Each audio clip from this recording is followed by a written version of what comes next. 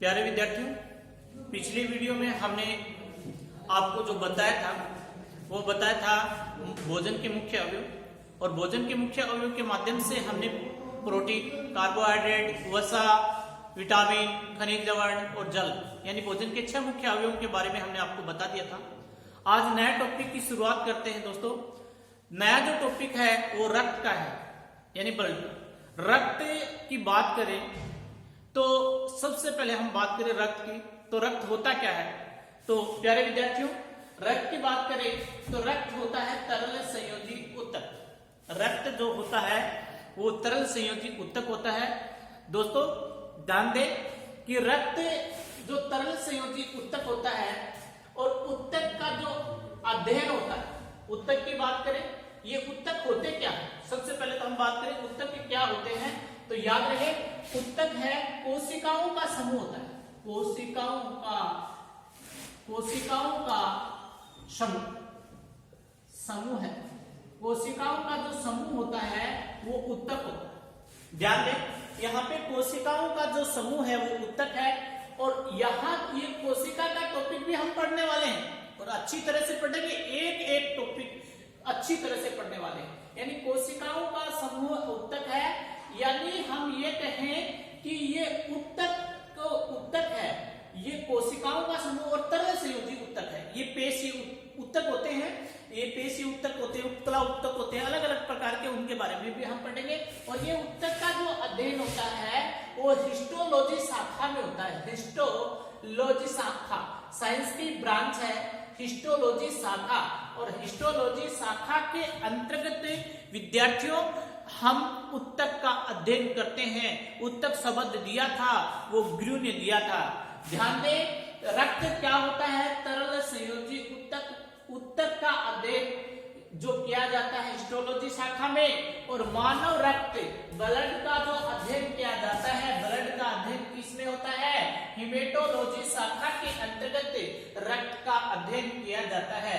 तो हम बात करें कि हमारे शरीर में ये रक्त काम क्या करता है, हमारे शरीर में इस रक्त का क्या कार्य होता है। तो रक्त का क्या कार्य होता है हमारे शरीर में, जैसे हम भोजन करते हैं, खाद्य पदार्थ ग्रहण करते हैं, तो उनसे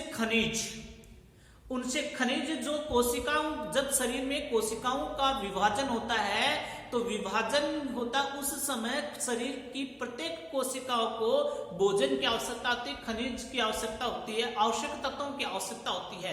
तो खनिजों को तथा गैस, जैसे ऑक्सीजन हम ग्रहण करते हैं, ऑक्सीजन हमारे शरीर के अंदर लगभग 65% ऑक्सीजन पाई जाती है। तो हम बात करें गैस तथा खनिजों को शरीर के प्रत्येक अंग तक पहुंचाना, यानी खनिजों गैसों को शरीर के प्रत्येक अंग तक पहुंचाना रक्त का कार्य होता है। रक्त का कार्य जो होता है वो रक्त का कार्य होता है खनिजों को तथा गैसों को शरीर के प्रत्येक अंग तक पहुंचाना। शरीर के प्रत्येक अंग तक पहुंचाना रक्त का कार्य होता है। हम बात करें यहाँ पे कि रक्त है वो मानव शरीर में कितना पाया जाता है, मानव शरीर में, और मानव शरीर के अंदर जो रक्त पाया जाता है वो पाया जाता है 5 से 6 लीटर रक्त। 5 से 6 लीटर रक्त होता है मानव शरीर में। मानव शरीर में रक्त पाया जाता है 5 से 6 लीटर रक्त। और ध्यान दें प्यारे विद्यार्थियों, पुरुषों की तुलना में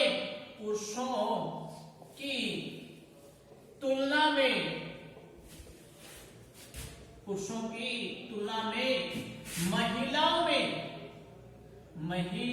में आधा लीटर रक्त कम पाया जाता है। आधा लीटर रक्त क्या होता है, कम पाया जाता है।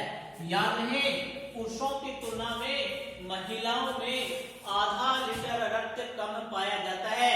मानव शरीर में 5 से 6 लीटर रक्त होता है। हम बात करें यहाँ पे कि रक्त की प्रकृति कैसी होती है। रक्त की प्रकृति, और रक्त की जो प्रकृति होती है ये होती है क्षारीय, यानी पीएच डिपेंड करता है पीएच मान पे, और इसकी की बात करें इसका, तो इसके पीएच मान होता है वो होता है 7.4। अतः इसकी जो प्रकृति होगी वो होगी क्षारीय। कैसी प्रकृति होगी? क्षारीय। ये पीएच मान क्या होता है? प्यारे विद्यार्थियों, जैसा कि हम जानते हैं कि पदार्थ की प्रकृति होती है वो 3 प्रकार की होती है। एक तो अम्लीय प्रकृति, एक क्षारीय और एक उदासीन प्रकृति। अम्लीय, क्षारीय और उदासीन। और अम्लीय प्रकृति, क्षारीय प्रकृति और उदासीन प्रकृति, इसके लिए हम बात करें तो इनकी प्रकृति ज्ञात करने के लिए हम लिटमस पत्र की सहायता भी लेते हैं। और लिटमस पत्र की सहायता ले, अगर अम्ल है वो नीले लिटमस पत्र को लाल कर दे तो वो अम्ल होगा, और लाल लिटमस पत्र को नीला कर दे तो वो क्षार होगा। और उदासीन प्रकृति में कोई क्रिया नहीं होती। जबकि हम बात करें ये तो हम लिटमस पत्र की सहायता से, दूसरा हम इसका हाइड्रोलाइसिस कराएं, जल विद्युत अपघटन कराएं, तो H+ आयन जो देगा जल विद्युत अपघटन के फलस्वरूप H+ आयन देगा वो तो होगा अम्लीय, और OH- आयन देगा वो होगा क्षारीय।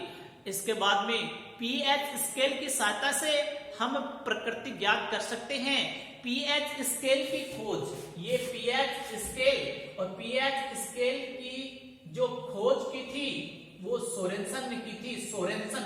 और ये बहुत अच्छा क्वेश्चन है, ये पूछा हुआ सोरेनसन ने, इन्होंने सोरेनसन ने की थी। और ये pH जो स्केल होती है, इस स्केल के अंदर 0 से 14 तक अंकन होता है और बीच में होता है 7। अगर जिसका pH मान 7 से कम होता है उसकी प्रकृति होती है अम्लीय, और जिसका pH मान 7 से ज्यादा होता है उसकी प्रकृति होती है क्षारीय, और जिसका मान 7 होता है उसकी प्रकृति होती है उदासीन। तो ये हम आपको बता चुके हैं कि रक्त का जो pH मान होता है वो 7.4 होता है। अतः इसकी प्रकृति होती है बेस, यानी क्षारीय प्रकृति होती है। ध्यान दें, क्षारीय प्रकृति होती है। We can learn about the matter's nature. हम पदार्थ की प्रकृति को सीख सकते हैं pH स्केल की सहायता से। pH स्केल की सहायता से हमने बताया इसकी खोज सोरेनसन ने की थी, और जिसका pH मान 7 से कम उसकी प्रकृति अम्लीय होती है, और जिसका pH मान 7 से ज्यादा उसकी प्रकृति होती है क्षारीय, और जिसका pH मान 7 होता है उसकी प्रकृति होती है उदासीन, उदासीन प्रकृति होती है। और ये हमने बता चुके कि जल का pH मान 7 होता है, अतः इसकी प्रकृति कैसी होती है? उदासीन होती है। प्यारे विद्यार्थियों, इसी को आगे बढ़ाते हुए हम रक्त के बारे में पढ़ते हैं। ये तो प्रकृति तो हम आपको बता ही चुके हैं। इसके बाद में हम बात करें रक्त की, तो बोर्ड पे पूरा ध्यान आपका केंद्रित रहे। रक्त की बात करें, रक्त होता है तरल संयोजी ऊतक। रक्त का अध्ययन हेमेटोलॉजी शाखा में करते हैं, और ऊतक का अध्ययन तो हिस्टोलॉजी शाखा में किया जाता है। हम इसी क्रम को आगे बढ़ाते हैं। हम बात करें रक्त का मापन यूनिट में भी करते हैं, और एक यूनिट का जो मान होता है वो 350 ml होता है। एक यूनिट का मान 350 ml। और एक व्यक्ति एक बार में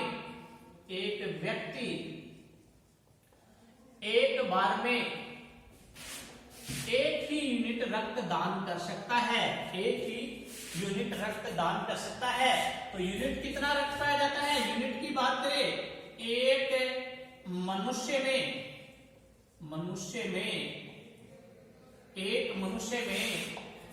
14 से 17 यूनिट रक्त पाया जाता है। यूनिट रक्त पाया जाता है। कितना पाया जाता है? 14 से 17 यूनिट रक्त पाया जाता है। एक मनुष्य में 14 से 17 यूनिट रक्त पाया जाता है। ये एक मनुष्य रक्त दान भी कर सकता है, एक यूनिट रक्त दान कर सकता है। प्यारे विद्यार्थियों, इसी को आगे बढ़ाते हुए रक्त में सबसे ज्यादा जो प्रोटीन पाया जाता है, रक्त में सबसे ज्यादा प्रोटीन जो पाया जाता है, प्रोटीन पाया जाता है वो एल्बुमिन प्रोटीन होता है। एल्बुमिन प्रोटीन, ये एल्बुमिन प्रोटीन मानव रक्त में सबसे ज्यादा पाया जाता है। इसके अलावा हिपेरिन प्रोटीन भी होता है, इसके अलावा फाइब्रोनोजन प्रोटीन भी होता है, इसके बाद ग्लोबिन प्रोटीन भी होता है। तो प्रोटीन और सारे बहुत पाए जाते हैं रक्त में, जबकि सबसे ज्यादा जो प्रोटीन पाया जाता है वो दोस्तों एल्बुमिन प्रोटीन रक्त के अंदर होता है। हम बात करें इसी को आगे बढ़ाते हुए, तो रक्त में कोलेस्ट्रॉल का स्तर क्या होता है? कोलेस्ट्रॉल का स्तर, सामान्य हम बात करें कोलेस्ट्रॉल का स्तर क्या होता है? कोलेस्ट्रॉल का स्तर, तो याद रहे रक्त में कोलेस्ट्रॉल का जो स्तर होता है 180 से 200% mg होता है। 200%, 180 से 200% mg होता है। रक्त में कोलेस्ट्रॉल का जो स्तर होता है वो 180 से 200% mg होता है। हम बात करें इसी को क्रम को आगे बढ़ा रहे हैं, तो रक्त के बारे में सारी हम जनरल जानकारियां होती है, जनरल इंट्रोडक्शन ऑफ ब्लड, सामान्य परिचय पढ़ रहे हैं रक्त का। हम बात करें बीपी की बात कर रहे हैं। एक स्वस्थ मनुष्य का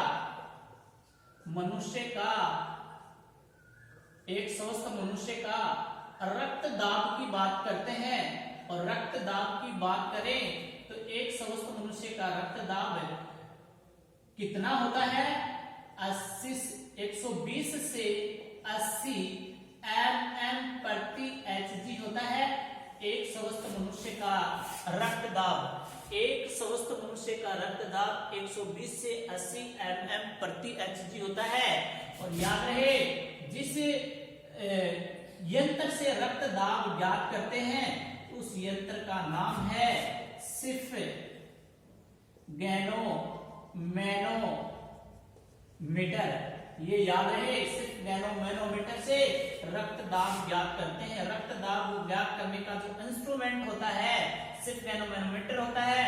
और रक्त दाब ज्ञात करने के लिए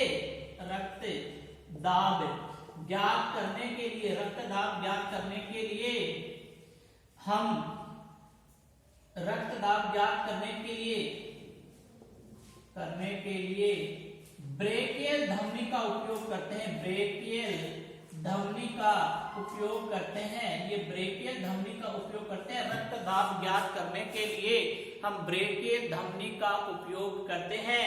और रक्त दाब को नियंत्रित करने वाली ग्रंथि, यही बता देते हैं हम, रक्त दाब को नियंत्रित करने वाली ग्रंथि, रक्त दाब को नियंत्रित करने वाली ग्रंथि, और रक्त दाब को नियंत्रित करने वाली ग्रंथि जो होती है एड्रिनल ग्रंथि होती है। और एड्रिनल ग्रंथि को तो हम अधिवक्र ग्रंथि भी कहते हैं।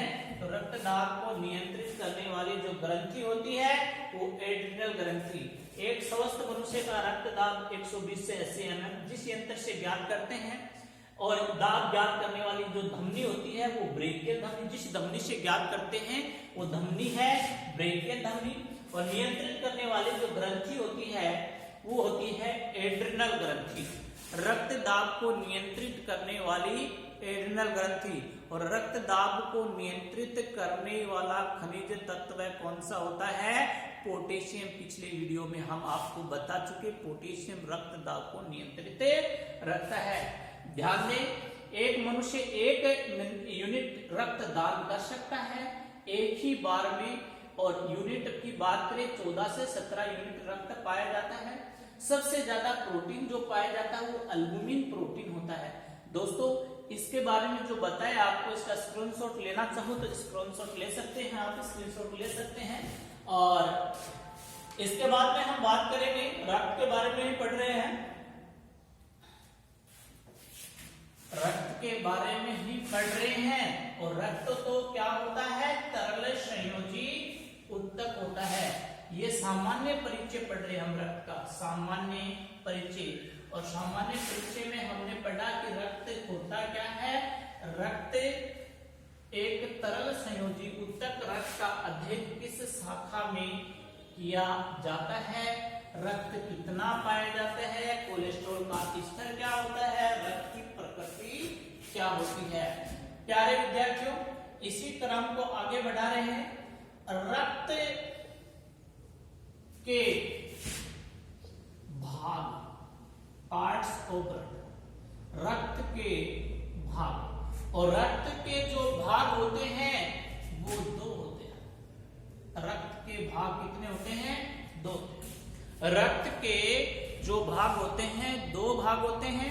यहाँ पे ध्यान दिया, रक्त के बाद पहला जो भाग होता है रक्त का वो प्लाज्मा होता है, रक्त का प्लाज्मा। और दूसरा जो भाग होता है रक्त का वो होता है रक्त कणिका, रक्त कणिका, या इसी को रुधिराणु भी कहते हैं, रुधिराणु, रक्त कणिका, रुधिराणु। तो यह दो भाग होते हैं रक्त के, एक तो प्लाज्मा होता है, दूसरा होता है रक्त कणिका। तो हम इसी को स्टार्ट करते हैं। एक तो होता है प्लाज्मा और दूसरा होता है रक्त कणिका या रुधिराणु। सबसे पहले हम बात करते हैं यहां पर प्लाज्मा की। प्लाज्मा, प्लाज्मा, और प्लाज्मा की बात करें तो प्लाज्मा होता क्या है? प्लाज्मा, प्लाज्मा होता है, ये होता है हल्के पीले रंग का, पीले रंग का चिपचिपा, चिपचिपा द्रव्य, हल्के पीले रंग का चिपचिपा द्रव्य जो होता है वो होता है प्लाज्मा। प्लाज्मा होता क्या होता है? हल्के पीले रंग का चिपचिपा द्रव्य होता है। और याद रहे, हल्के पीले रंग का चिपचिपा द्रव्य। और ये क्वेश्चन जो पूछा जा चुका है, ये रेलवे के एग्जाम में पूछा जा चुका है, लोको पायलट के अंदर, लोको पायलट के अंदर ये क्वेश्चन पूछा जा चुका है। हम बात करें कि हमारे शरीर में प्लाज्मा कितना पाया जाता है।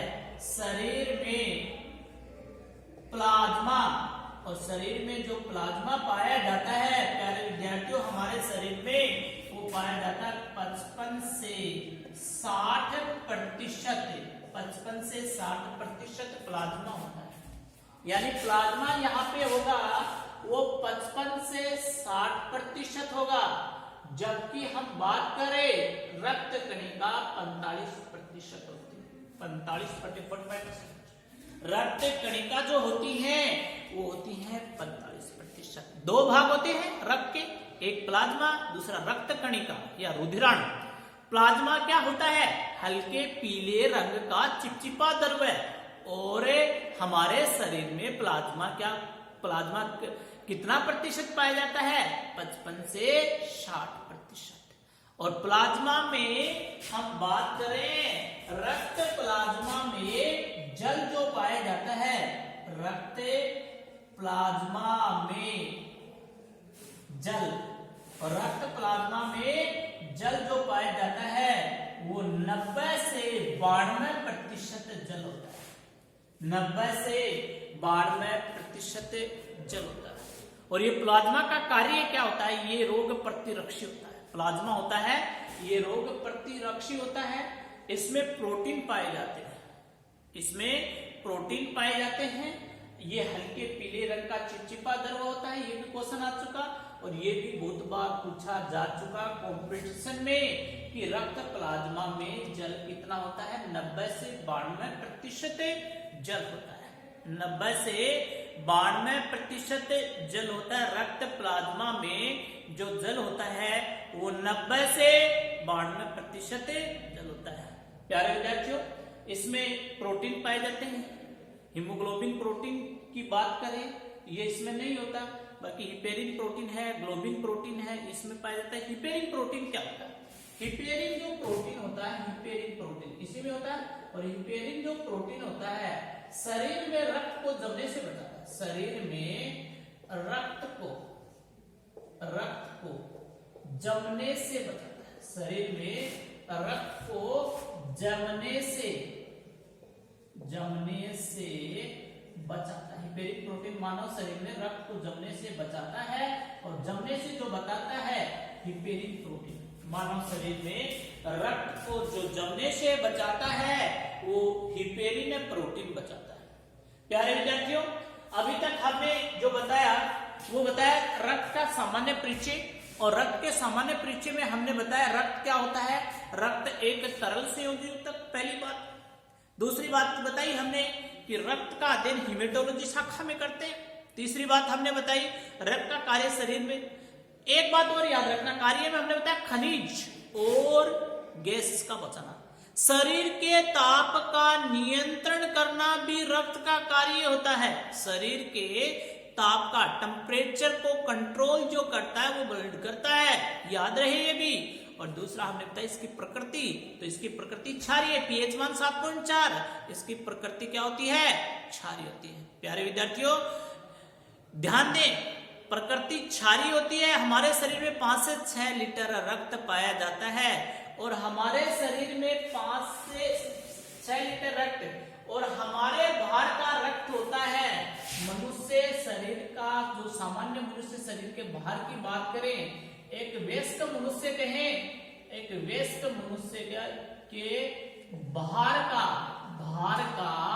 7 से 8% रक्त पाया जाता है। ये भी ध्यान रखें साथ में, मनुष्य शरीर में अपने बाहर का 7 से 8% रक्त पाया जाता है। कितना प्रतिशत है, 7 से 8% रक्त पाया जाता है अपने भार का। जैसे हम बात करें कोई मनुष्य का भार है 70 केजी और वह है उसमें रक्त कितना होगा, तो हमने बताया 7 से 8% निकालेंगे 0 से तो 5.6 लीटर रक्त होगा, और हमने बताया कि 5 से 6 लीटर रक्त पाया जाता है। तो अपने भार का कितना होता है, एक वयस्क मनुष्य में अपने भार का 7 से 8% रक्त होता है।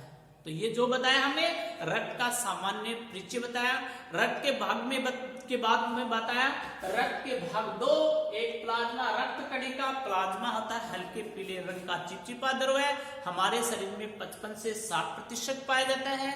और ये बात के रक्त में जो जल होता है, प्लाज्मा में जल होता है वो 90 से 92%। प्लाज्मा के बारे में और भी कुछ बताने वाले हैं, इंपोर्टेंट बातें बताने, प्रोटीनों के बारे में बताने वाले हैं, वो आपको अगले वीडियो में बताएंगे।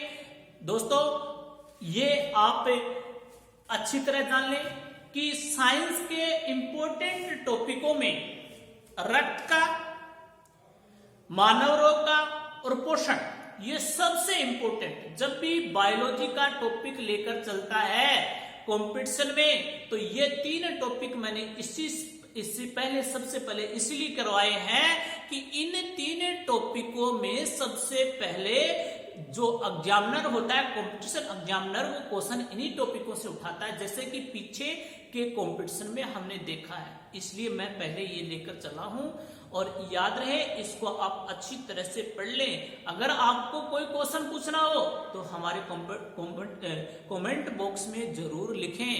अतः आप हमारे चैनल को लाइक करें, सब्सक्राइब करें, वीडियो को लाइक करना न भूलें। जय हिंद, जय भारत।